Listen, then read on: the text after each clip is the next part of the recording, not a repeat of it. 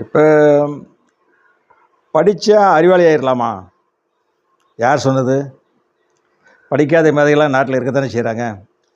இப்போ உங்கள் பிள்ளைகளை கொண்டு போய் 5 வயசில் நீங்கள் 1ஆம் கிளாஸ் சேர்க்குறீங்க.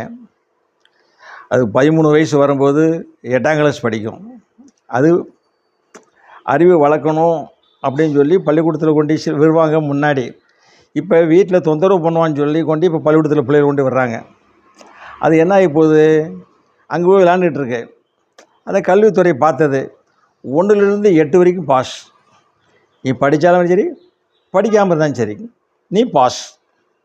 அதே மாதிரி +1 பொது தேர்வே கிடையாது. எவ்வளவு வசதி பாருங்கள். எல்லோரும் நாட்டில் அறிவாளி ஆகிட்டாங்கன்னா சிக்கல் இல்லை. கொஞ்சம் தட்டியே வச்சுருக்கணும். அறிவு வளர்ந்துடக்கூடாது.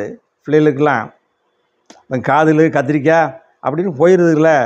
அதுக்கு தான் அரசாங்கம் இப்படி ஒரு கட்டுப்பாடை வச்சு ஆல் பாஸ் +1 தேர்வு கிடையாது இப்படிலாம் வச்சுருக்காங்க. புரியுதா? அடுத்த வழியில் வரேன்.